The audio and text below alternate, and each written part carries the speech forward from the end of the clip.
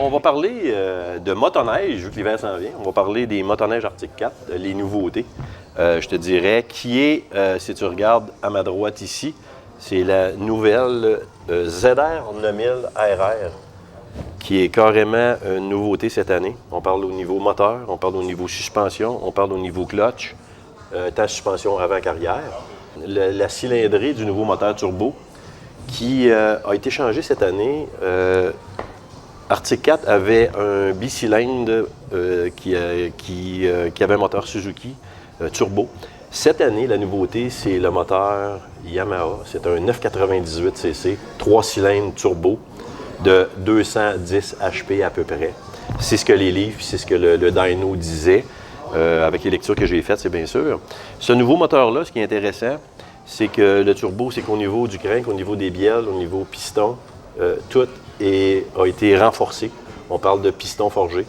On va parler d'un système de refroidissement avec un haut volume au niveau du liquide de refroidissement et puis au niveau de l'huile, ce qui est très, très, très important, ce qui en fait un moteur assez puissant.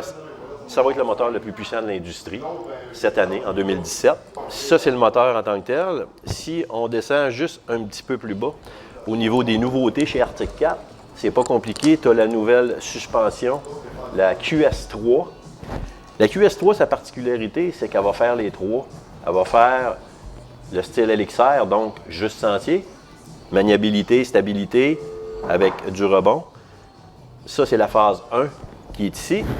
Si on le met à la phase 2, on tombe avec la suspension Snow Pro, qui est un petit peu plus raide. Puis si on passe au niveau 3, on va tomber avec la suspension RR, donc au niveau compétitif. Les bosses, le snowcross.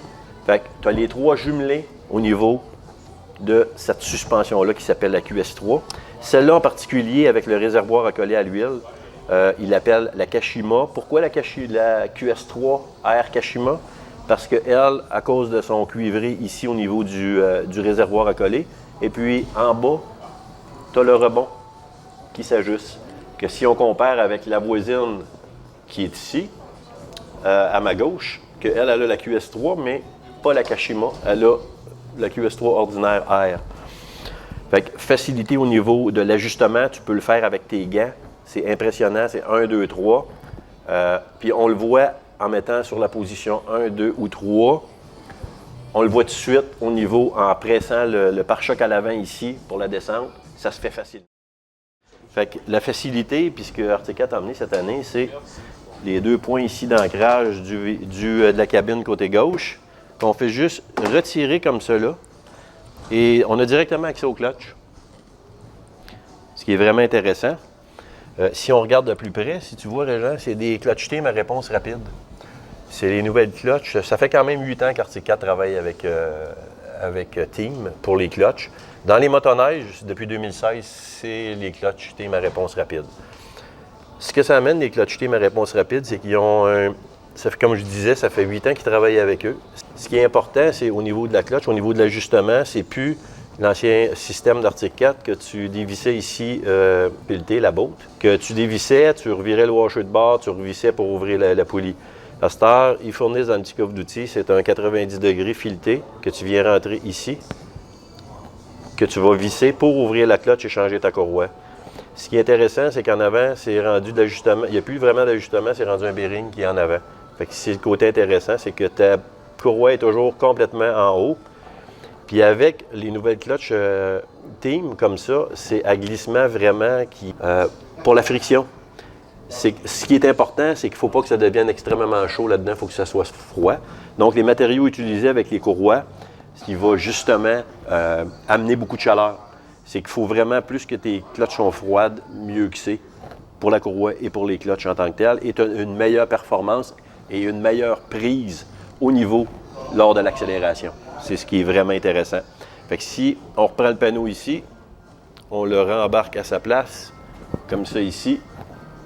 On fait juste l'appuyer pour le rentrer ici comme ça. On le pousse vers le haut.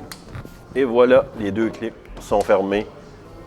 Nouveau siège aussi d'Arctic 4 cette année, depuis l'année passée en tant que tel, qui a trait avec un peu un angle qui descend un petit peu vers l'avant, justement pour avoir une position qui va être adéquate en sentier. Puis hors sentier, tout dépendamment du modèle qu'on va choisir chez Arctic 4. Eux, ici, on a installé des protège-mains, vous voyez ici. Au niveau des contrôles puis des manettes, c'est pas compliqué, ça a toujours à peu près été la même chose. Au niveau du pouce et poignet chauffant, ici, on a l'éclairage de haute et basse, au niveau de la lumière, de la luminosité. Ici, on appelle le coupe-feu, le kill switch en termes anglais. Ici, on a le reculon qui est électrique. Vous avez la clé de démarrage ici, le casque qui est chauffant. Vous avez l'essence ici. Petit récipient pour mettre la courroie de spare, le kit d'outils qui vient avec. Ici, on voit c'est un ZR 9000 ARR 137 pouces. 137 pouces pour, je vous dirais, le côté confort dans les sentiers.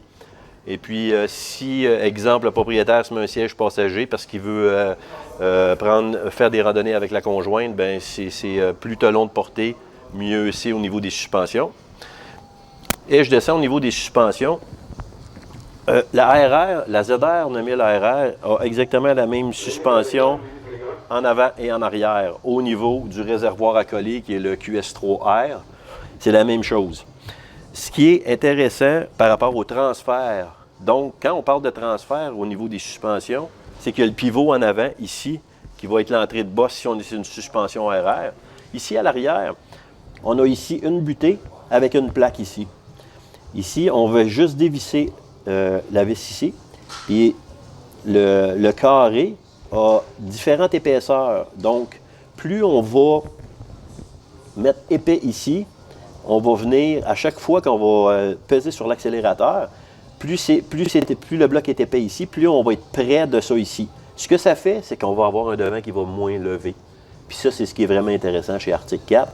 C'est que ça amène un transfert au niveau des suspensions qui est intéressante pour laisser un devant qui est carrément à terre. On voit la butée de caoutchouc ici et on voit la plaque ici. Quand justement l'accélération se fait, c'est que ta butée de caoutchouc se rapproche de la plaque, donc quand tu accélères, ça vient à côté dessus rapidement. Si on l'ouvre au maximum, on vient donner du gap ici, et puis quand on accélère, mais là, le devant peut plus lever parce que la butée n'accote pas sur la plaque ici à l'arrière. Question d'ajustement encore ici, médium, low, high, au niveau de la suspension en arrière, qui est très important. Glissières qui sont intéressantes chez Arctic 4, parce qu'on sait que les gens vont faire des fois un petit peu de chemin de gravel pour aller au sentier et tout ça. C'est léger.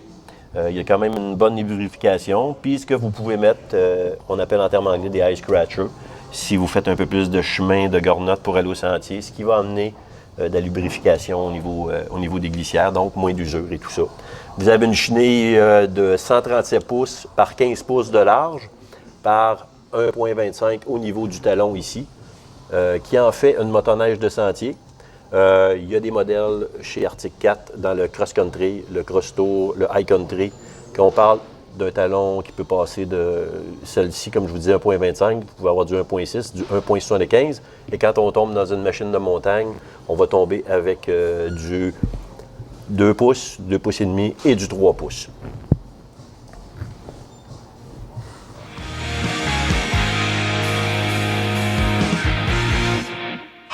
Do you wanna get right?